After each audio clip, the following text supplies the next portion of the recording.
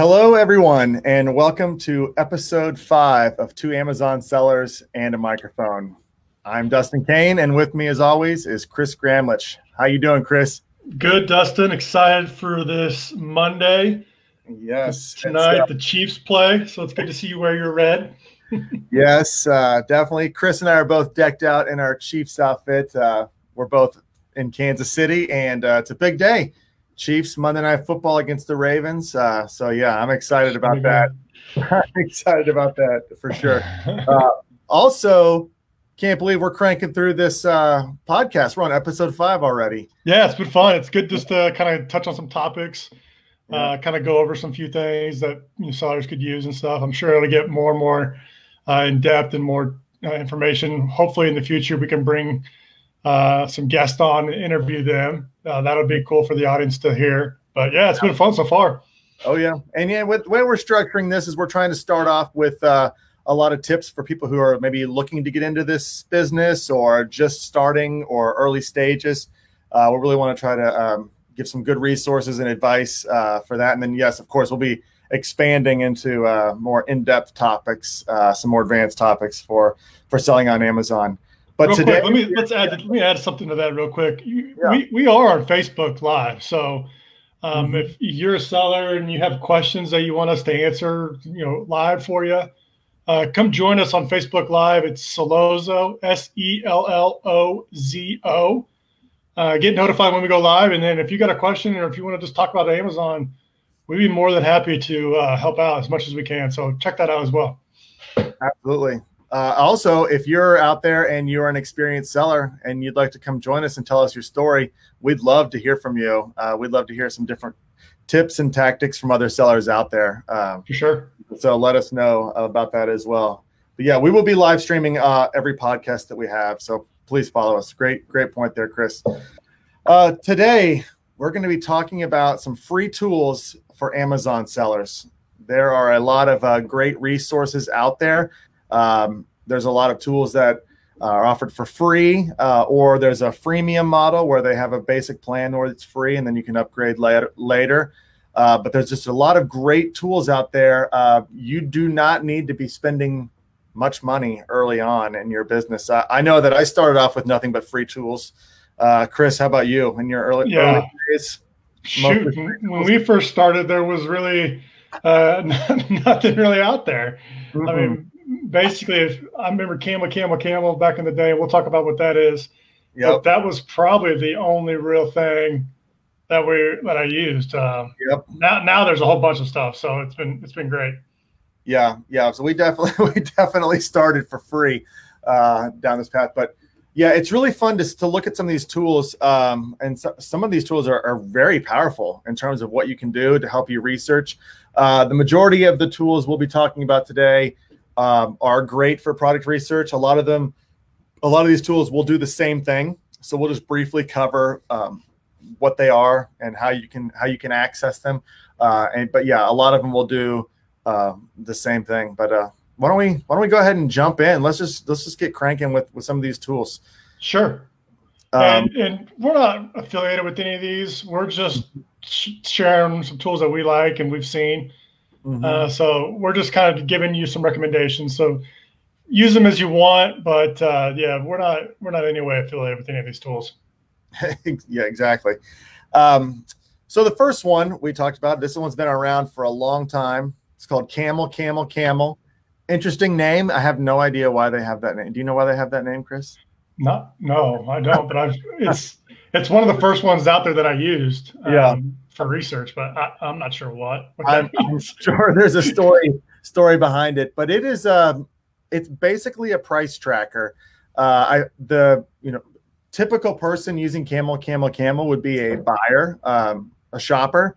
It's a great way where you can sort of track a product or get alerted. So if there's a Christmas present you want to get for somebody in December, but you want to track it, Camel will let you know like when it's on discount or for sale, and you could jump on there and buy it. But there's a lot of really good resources you could use as a seller or in product research where you can use Camel to help you out. What are ways that you used it or are using it currently, Chris, to help you out?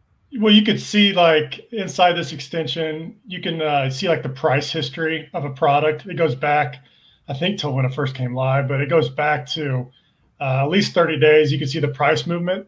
So I like that. You can sign up for an alert. So if something does, go below a threshold or go below a price that you set, you can get alerted for that.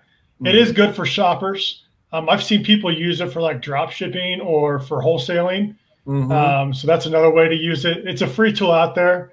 So if you do want to, try to, get some more information on products or do some good product research, it's not a bad tool to have. It doesn't cost you much. Now there's other things I'm sure you can, upgrade to, but for the majority of it, you can get the most out of it just by signing up for free.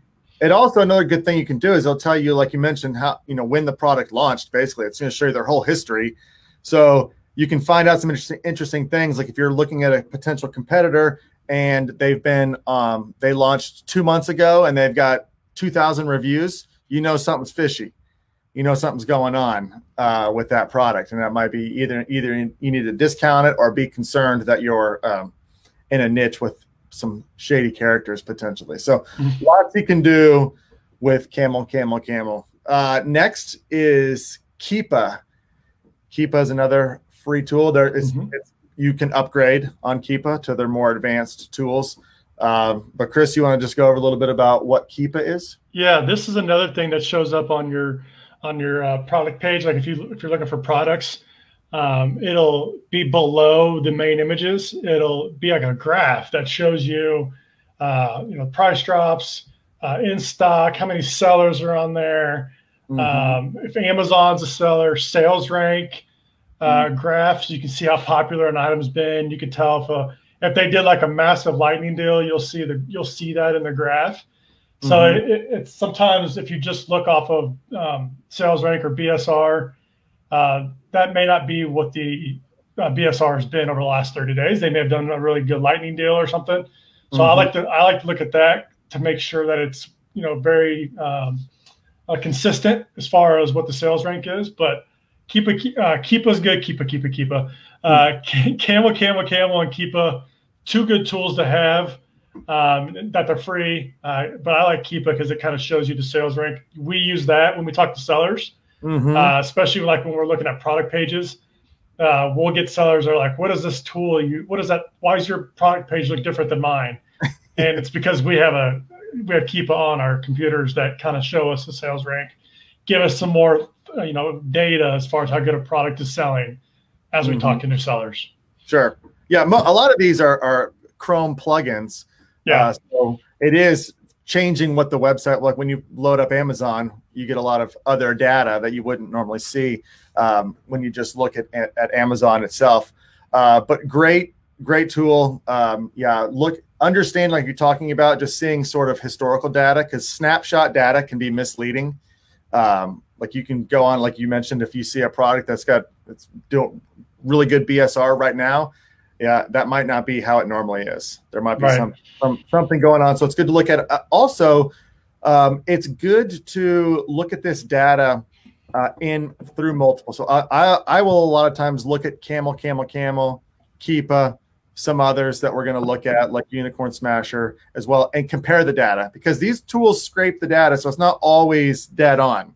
It's not always exactly accurate. So sometimes you can, if you see a discrepancy between the tools, you might know that something else is going on as well. So it's good just to double check between them.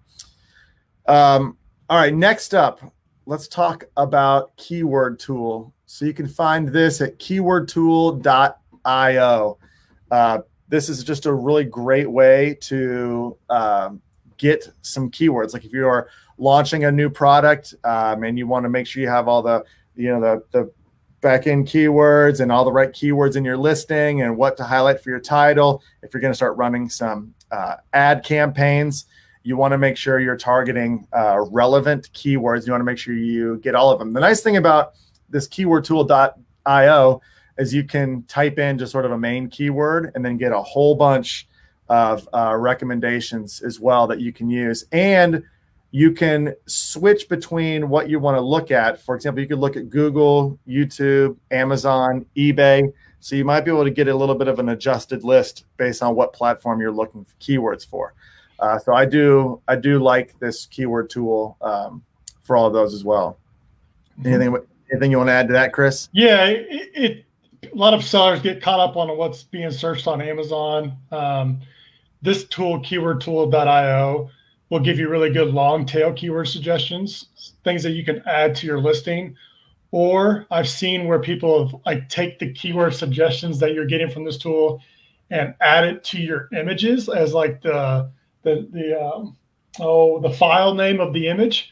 Great idea. So when someone types in like dog leash for my golden retriever or whatever, if you have that listed as like the file name for one of your images, this can be pulled up in the images section, and then that can drive traffic to your Amazon listing. So I know, like for myself, and I've talked to some other sellers, that when they upload their photos to the listing, they name them really good long tail keywords, or they use a tool like keywordtool.io to put those file names as like Google searched.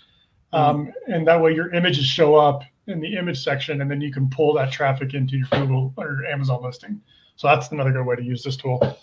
Great suggestion there, Chris. Yes, that's actually something I did, and I haven't done on some of my more recent products, but I should probably go back and do that. I mean, it can't hurt. It's super powerful. Like a lot of sellers just save it as a file name, like generic, image 1 or image 2. But if you can name the file that's something to do with your product or really long tail keywords, over time it can really pull some traffic to your listing. Absolutely. All right, let's keep moving down the list here. Another really great tool is FBA Calculator. Yeah. This is another Chrome plugin. It's made by Seller App. You can find this in the Chrome web store if you type in FBA Calculator. When you pull up a product on Amazon, go to a product page on Amazon, you can pull up the FBA Calculator extension, and it will populate all the fees that this product is charging you. So you'd be able to see all the FBA fees, the pick and pack fee, what the referral fee is on this. And then you have inside the application, you can put in what your anticipated product costs would be, your cost of goods sold. And that way you can find out ahead of time what your profitability will be on this. Really, really important to use tools like this, because a lot of times you don't have a good understanding of what the fees are involved. And sometimes just changing something like a few inches in the size of your box or whatever can move you up or down a level of their pricing for what they charge for their storage fees and their picking and their handling fees. So this really can help you in your research phase isolate and know exactly what your fees are going to be for this product. That's a good tip. If you can manufacture or change a product packaging by a few inches, length or height wise, that can really save you on your FBA fee.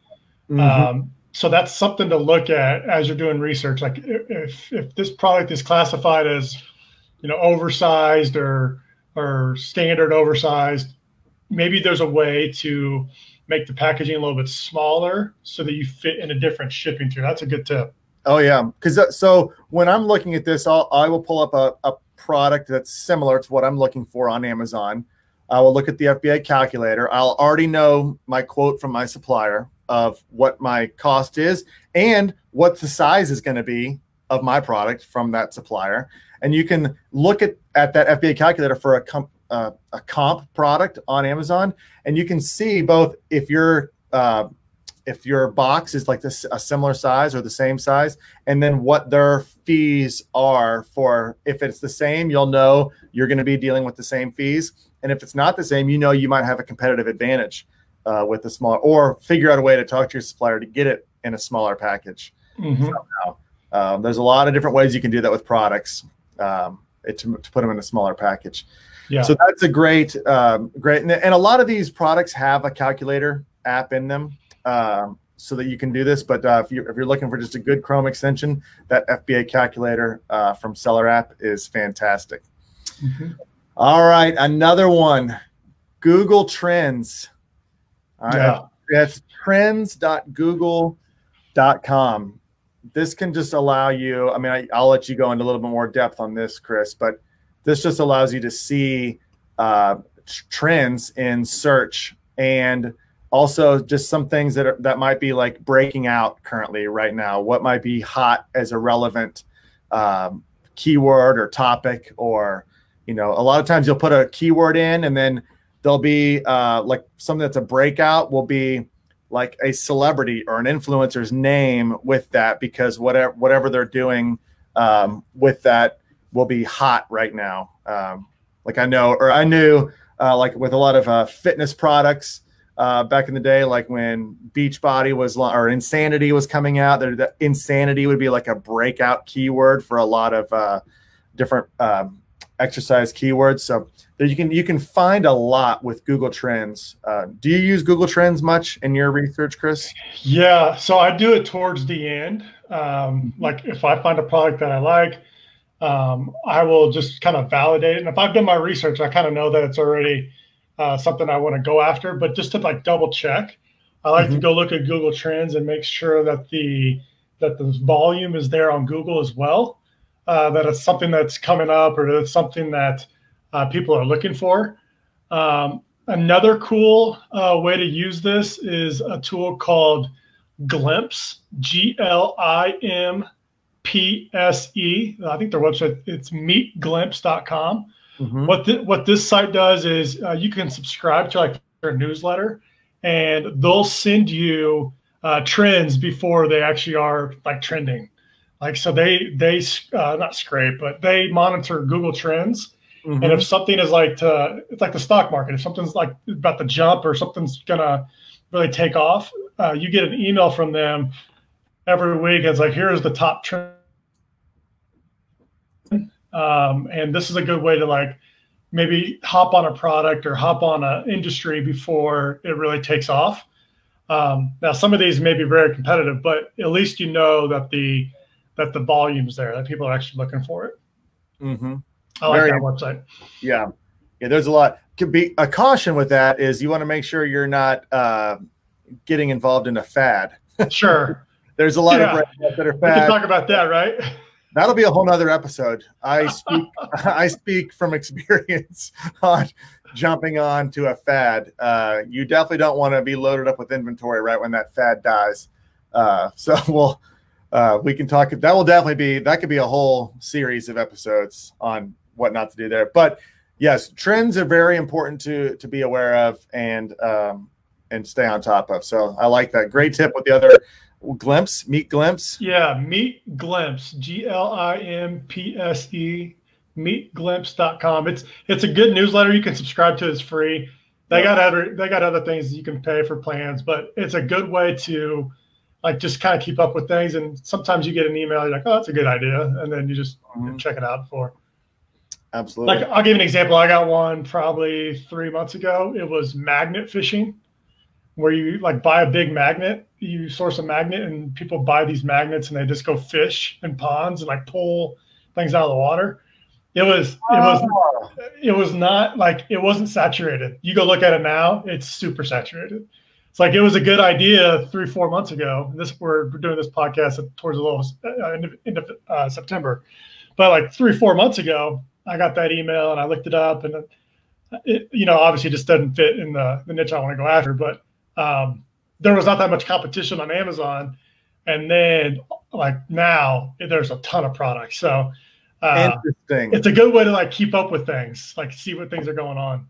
So you're like fishing for like junk, like hubcaps and stuff at the bottom. Yeah, like stop signs or like, coins. Oh, and there's a whole industry. Like if you check it out on YouTube, there's a whole bunch of stuff people are fishing. It's funny.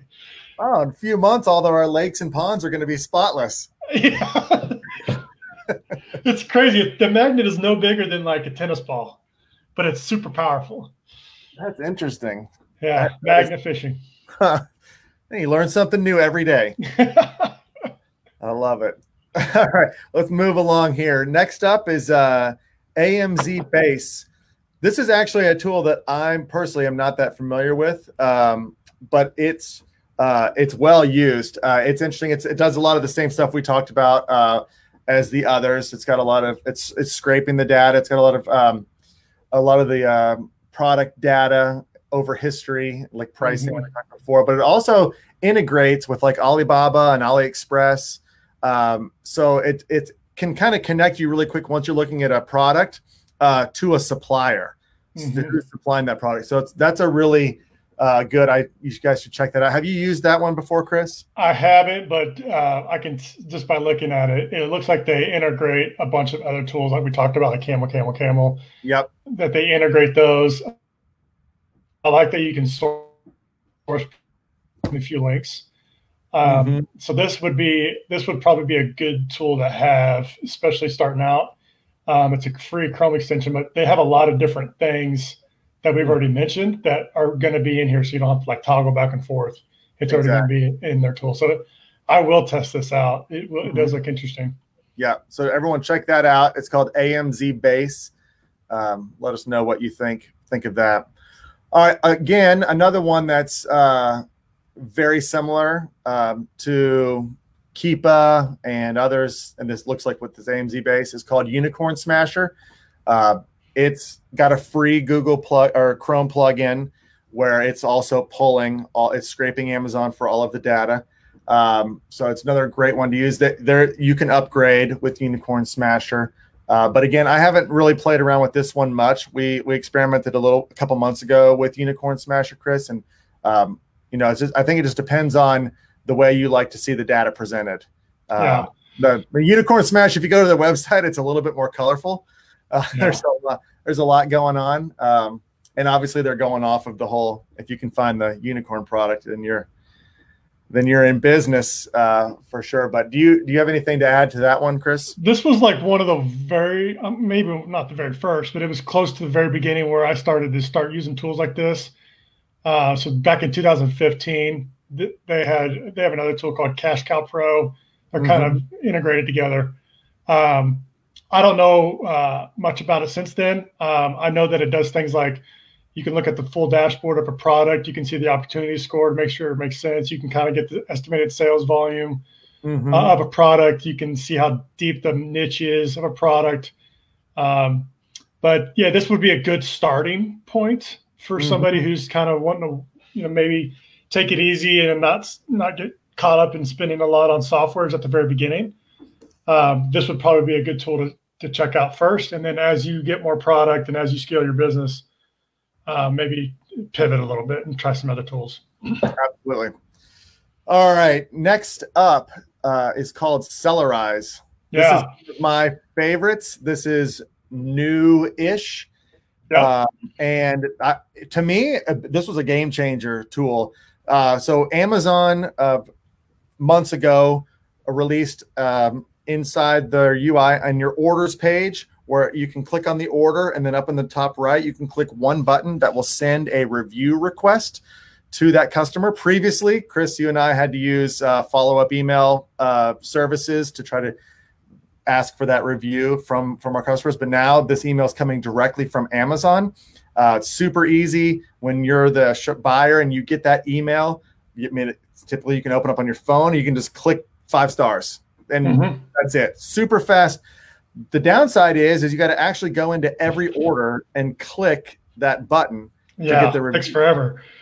So, enter Sellerize. It's free. You install the Chrome plugin and you hit one button and it will do all the review requests for all of your orders. Life-saving, I feel like, that tool. Because you and I were stoked. We were excited when this came out that Amazon offered this. I mean, it was so great. We've seen much better conversions on getting reviews when we send this than when we have done our previous follow-up email sequences. So we immediately went looking for a solution. I don't know how these guys did it so fast, because literally the day I think we learned that this button existed, this tool existed. So great tool. Yeah, this tool was made and it's still owned by a big time seller. and he was fast. His team was fast to make something for an extension. Mm-hmm. This thing is super powerful. Again, what Dustin was just talking about is you just go to your order section and press get review, and it goes through all your orders, and it'll send that customer, not Sellerize, but it'll send the customer an email from Amazon. Amazon's going to send this customer an email asking them just to rate the product. Mm-hmm. They don't have to write anything. They don't have to, sign in or nothing. It's just a rating system. They just have to rate it. And then that rating counts as a review per se on your product, on your listing. Mm-hmm. So you can kind of like double dip here. Amazon's automatically going to send the customer a review request. I don't think it's after 14 days or so. Amazon does that. You can do this one as well, where the customer gets this one and sees it and just gives it a rating. This has been super powerful. This is a way better solution to get reviews for products. But they got other tools inside. But I really like that review requester. I still have it. I still use it. Oh yeah, I use it every day. Yeah. All right, let's talk about one more. Chris, this is the one I'll let you talk about this. You showed me this a few months ago. I really liked it. It's a tool called Keywords Everywhere. So again, that goes right into your Amazon. When you're on the page, I'll let you describe it, Chris, because it's great. Sure, it's fantastic. Yeah, I think I was probably talking with you, and you're like, where are all these keywords coming from in your search bar? So what it is, it's just a Chrome extension you add to your browser, and then when you go to Amazon and start typing in something, whatever, dog, brush, it'll give you the Amazon suggested terms, but it goes even further and like shows you long tail search terms that are being shown for Amazon. So without having to like do a lot of manual search, you can just type in a few seed keywords in the search bar of Amazon, and you'll see a lot of different terms that people are looking for, like dog brush for my small dog under 5 pounds or something like that. Like that's a really niche search term. And maybe that's a category you can go into because there's not a lot of competition there. Exactly. So it gives you good like product ideas, but it also gives you good long tail keywords that you can target in your PPC campaigns. Mm-hmm. Exactly. Yeah, I love that tool as well. It's been it's just good to me. You get that straight from Amazon's data, so it can be really powerful, that tool. But yeah, Chris, these are great. These are just talking about these free tools. I think it's just a huge benefit for anyone starting out, or no matter what area of your business you're in, to have these free tools out there. And yeah, so hopefully you guys can find some good uses with these. Now, Chris and I are both account executives at Sellozo. Sellozo is a company that can fully automate and optimize your advertising on Amazon. So we would love to talk with you. We talk to Amazon sellers all the time, and you can go to sellozo.com and book a time to chat with us about anything in your business you want to discuss. And we can also demo the Sellozo platform for you. And for all of you listening today, whether you're on the Facebook Live or listening to this podcast, if you'd like to try Sellozo out for 14 days for free and then get 20% off your first month, you can sign up for Sellozo and use this code podcast20 to get 20% off your first month. Chris, any last nuggets you want to add before we leave for the day? Go Chiefs. Go Chiefs. Exactly. If you're not a Chiefs fan, we still love you. We still love you out there. If you are a Chiefs fan, we really love you. Give us a call, and we'd love to talk more Amazon. But anyway, that's it for today. Those are the free tools for Amazon sellers. We will be back at it tomorrow. Can't wait to see you then. See you, Chris. Bye, man. See ya. Bye.